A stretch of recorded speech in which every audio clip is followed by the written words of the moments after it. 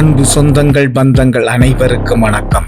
தமிழ்நாடு வானியர் பேரவை நடத்திய மாநில அளவிலான கலந்தாய்வு கூட்டம் ரோகிணி ஹோட்டல் செக்கர்ஸ் நட்சத்திர விடுதியில் மிக பிரம்மாண்டமாக நடைபெற்றது. இந்த அழகிய வானியர் எழுச்சி விழாவில் பல அரசு துறை அதிகாரிகள், வழக்கறிஞர்கள், நீதிபதிகள், மருத்துவர்கள் போன்ற பல துறைகளும் சார்ந்தவர்களும், வானியர் பேரவையின் மாநில மாவட்ட நிர்வாகிகளும் மற்றும் நம் இனத்திற்காக பாடுபடும் ஏனைய நமது சொந்தங்களும் கலந்து கொண்டு இந்த விழாவை மிக பிரம்மாண்டமான விழாவாகவும் ஆக்கப்பூர்வமான விழாவாகவும் வானியர் வளர்ச்சிக்கான ஒரு அற்புதமான விழாவாகவும் இந்த கலந்தாய்வு கூட்டத்தில் நடைபெற்றது. காலையிலேயே தமிழகத்திலிருந்து வந்திருந்த அனைத்து நிர்வாகிகள் மற்றும் நம் நலம் விரும்பிகள் படையெடுத்த வண்ணமே அமைந்தது. அத்தனை பேரும் வானியர்களுக்கு புதிய பரிமாணத்திற்கான வளர்ச்சிக்காக வந்திருந்த தருணங்களை பார்க்கும் பொழுது மிகவும் சந்தோஷமாக அமைந்த தருணமாகவே அமைந்தது. அழகிய ஏற்பாடுகளை தலைவர் அவர்கள் செய்திருந்த தருணம் அனைவரது வியப்பையும் ஏற்படுத்தியது. தலைவர் அவர்கள் வந்திருந்த தருணம், பெண்களும் குழந்தைகளும் அவரை வரவேற்ற தருணங்கள் எண்ணி அனைவரும் மகிழ்ச்சியுடன் அமைந்ததாகவே அமைந்தது. தலைவர் அவர்கள் வரும் பொழுதே அனைவரும் முகங்களிலும் மலர்ச்சியையும் உத்வேகத்தையும் பார்க்க முடிந்தது. தமிழகத்திலிருந்து வந்திருந்த நமது சொந்தங்களை ஒன்று சேர பார்ப்பதில் அப்படி ஒரு ஆனந்தம், அப்படி ஒரு மகிழ்ச்சி, அகமலர தலைவர் அவர்கள் புதிய உத்வேகத்துடன் வந்த தருணமாகவே இது அமைந்தது. அனைவரும் செல்ஃபி எடுத்தும் அவருக்கு சால்வை போற்றியும் மரியாதை செய்த விதம் அனைவரையும் வியக்க வைத்தது. இப்படிப்பட்ட கூட்டத்தினால் நமது சொந்தங்களை புதுப்பிக்கவும், வானியர் வளர்ச்சிக்கு அடுத்த கருத்துக்களை எடுத்து வைக்கவும் ஒரு நல்ல தருணமாகவே அமைந்தது. இந்த தருணங்கள்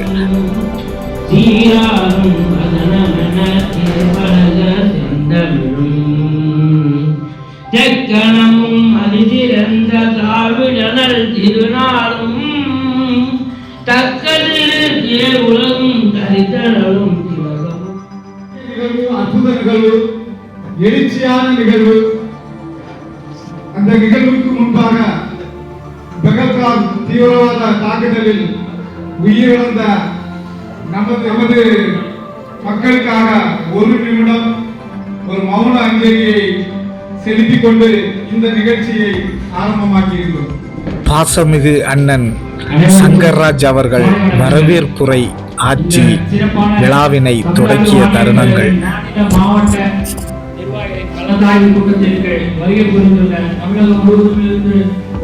வானியர்களின் சிற்பி ஐயா அவர்கள் நாம் எதற்காக இன்று ஒன்று கூடினோம் என்பதை விளக்கிய அழகிய காட்சிகள்.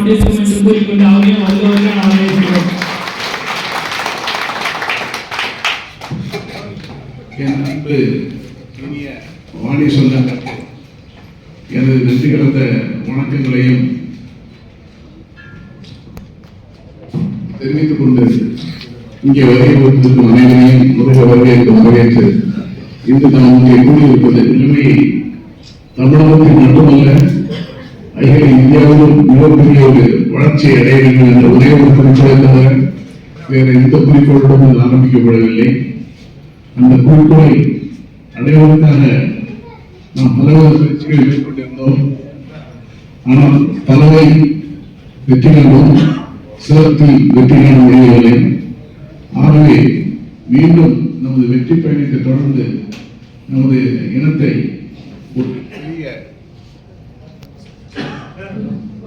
ஒரு பெரிய வெற்றி பாதைக்கு அழைத்து செல்ல வேண்டும் என்பதற்காகத்தான் இந்த ஒரு சிறிய கூட்டத்தை ஏற்பாடு பண்ணியிருக்கின்றோம்.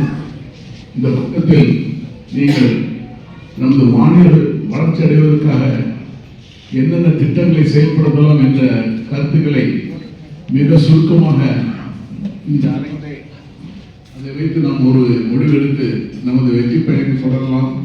யார் யாரெல்லாம் தங்கள் கருத்துக்களை சொல்ல விரும்புகிறீர்களோ ரத்தன சுருக்கமாக அந்த கருத்துக்களை மேடையில் வந்து சொன்னால் இந்த ஆக்கப்பூர்வ கருத்துக்களை நாங்கள் ஏற்றுக்கொள்ள தயாராக இருக்கின்றோம். இது ஒரு கலந்தாய்வு கூட்டம் தான்.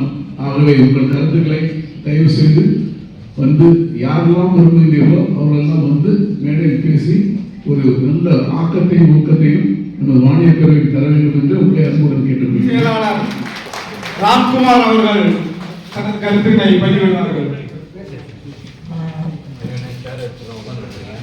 ஐயா அவர்களை வணங்கி இங்கே வந்திருக்கின்ற அனைத்து வாணிய சொந்தங்களையும் வருக வருகவென தேனி மாவட்ட அத்தனை பேருக்கும் பேசுவதற்கான வாய்ப்புகளை வழங்கியும் அவர்களது கருத்துக்களை ஏற்றுக்கொண்டும் மிக அற்புதமாக இந்த விழா நடைபெற்றது.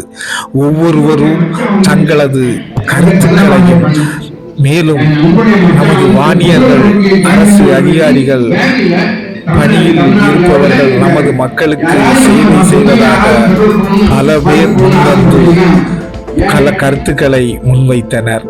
அப்படி அழகிய விதமாக தமிழ்நாட்டிலிருந்து கன்னியாகுமரி வரை சென்னையும் பெங்களூரிலிருந்தும் நமது நிர்வாகிகள் மற்றும் நமது நலம் விரும்பிகள் வந்து ஒரு சிறப்பான கூட்டத்தை நடத்தியதில் அத்தனை பேருக்கு ஒரு உத்வேகமாகவும் பல கருத்துக்களை நம் வளர்ச்சிக்கு வேண்டிய பல கருத்துக்களை முன்வைத்தும் பல ஆக்கப்பூர்வமான சில கருத்துக்களை முன்வைத்தும் பல மாவட்டங்களிலும் இருந்து நமது சொந்தங்கள் பேசியதில் அனைவரது கவனத்தையும் ஈர்த்தது.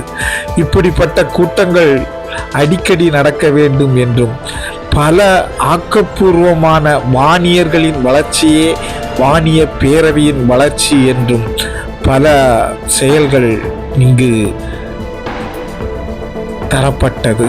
மேலும் பல நிர்வாகிகள், பழைய நிர்வாகிகள், புதிய நிர்வாகிகள் என்று பல பேர் வந்து ஆக்கப்பூர்வமான கருத்துக்களை முன்வைத்ததில் ஒரு நிகழ்ச்சி இப்படி ஒரு கட்டமைப்பாக நடந்தது என்பது ஒரு அழகிய நிகழ்ச்சியாகும். மதியம் வரை நடந்த நிகழ்ச்சியை நேரம் காணாமல் மாலை வரையாக மதிய உணவுக்கு பின்பும் நடத்தியது அனைவரது ஆர்வத்தையும், அப்படியே கூட்டங்கள் காலையில் இருந்து மாலை வரை தனது கருத்துக்களாலும் சொல்லாலும் நமது வாணியர்களின் எழுச்சிக்காகவும் அடுத்த கட்ட நகர்வுக்காகவும் நடத்திய கூட்டம் வெற்றி கூட்டமாகவும் எழுச்சி கூட்டமாகவும் வாணியர்களின் பெருமையை பறைசாற்றும் கூட்டமாகவே அமைந்தது.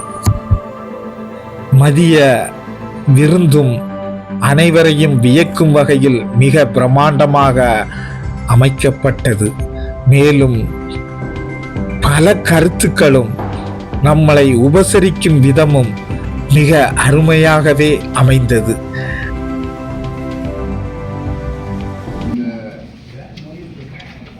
கூட்டத்திலே பலவிதமான கருத்துக்கள் நமது வாணிய கணத்தை மேல்நோக்கி எடுத்து செல்வதற்கான கருத்துக்களை கூறுகின்ற அனைத்து கருத்துக்களையும் உள்வாங்கிக் கொண்டோம். சில கருத்துக்கள் மிக சிறப்பாக இருந்தன. எல்லோரு கருத்துக்களும் அனைத்து இடங்களிலும் உறுப்பினர் சேர்க்கை அதிகப்படுத்த வேண்டும், ஒவ்வொரு மாவட்டந்தோறும் கூட்டம் நடத்த வேண்டும் என்று கூறிக்கொண்டு கூறுகிறார்கள்.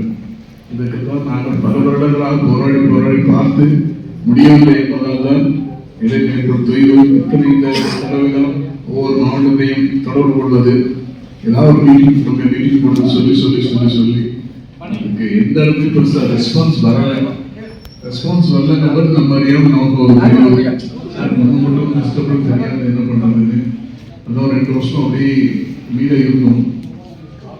திடீர்னு சரி இப்படியே விட்டா நம்ம சமுதாயத்தில் வந்து எப்படிலாம் மேலே எடுத்து செல்வதுன்னு ஏதாவது புதுசாக சீர்திருத்தம் பண்ணி நம்ம சமுதாயத்தை மேல்நோக்கி கொண்டு செல்ல வேண்டும் என்ற முடிவு வரும்போது இந்த கல்வி கூட்டத்தை கூட்டினோம். இந்த கருத்தாய்வு கூட்டியது உங்களுடைய கருத்துக்களை கேட்பதற்காக நாங்கள் கூறுவதை நீங்கள் கேட்காமல் நீங்கள் கூறுவதை நாங்கள் கேட்டு அதற்காக நடந்து கொள்ளலாம் என்பதற்காகத்தான் இந்த கூட்டம். நீங்கள் கூறிய அனைத்து கருத்துகளும் பரிசீலனை பண்ணி அதற்காக நடவடிக்கை எடுக்க கண்டிப்பாக நமது மாநில பேரவை இருவரும் இந்த கருத்துக்கு 2 விஷயங்களை உங்களுக்கு நான் கூறிக்கொள்ள ஆசைப்படுகிறேன். முதலாவதாக நமது அருமை சகோதரர் அச்சுமிக்க திரு கேசவ ரெட்டி அவர்களுக்கு 80வது பிறந்த நாளை மிகச்சிறந்த முறையில் தமிழ்நாடு மாநிலத்துறை கொண்டாடி இருக்கிறார்கள்.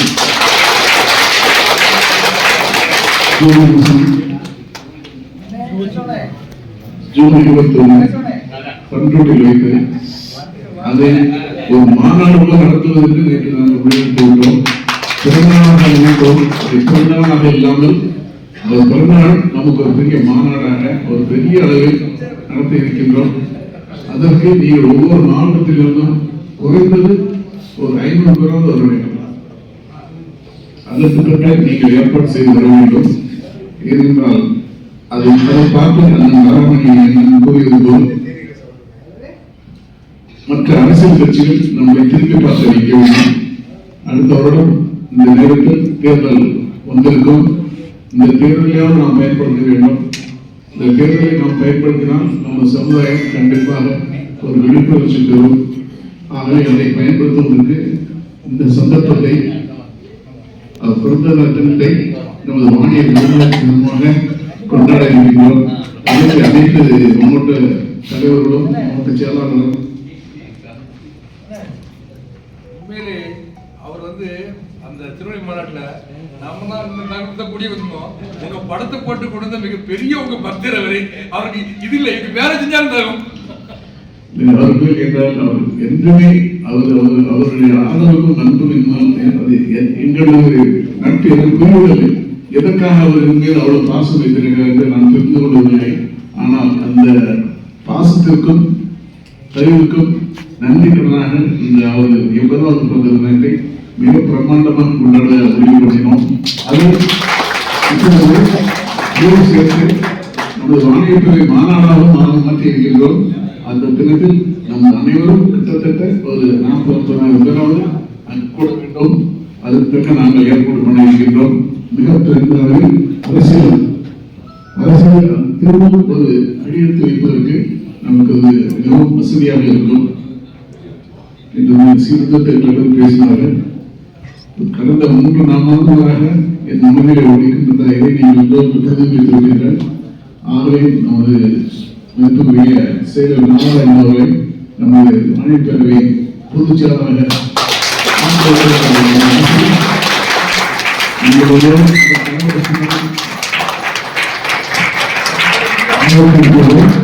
அவர் இந்த பொறுப்புகளை அவரிடம் நான் ஒப்படைக்கின்றேன்.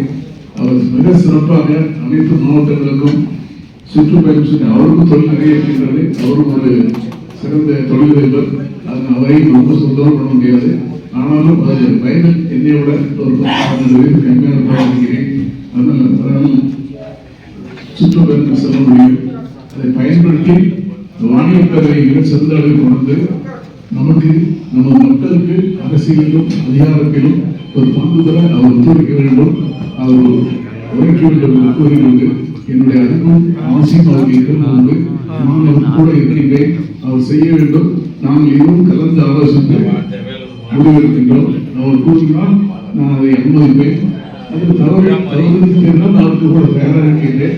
ஆகவே நாங்கள் இருவரும் கலந்து ஆலோசனை செய்கின்றோம். மற்ற வாடியில் போனவர் 10 நாளில் கலந்து ஆலோசித்து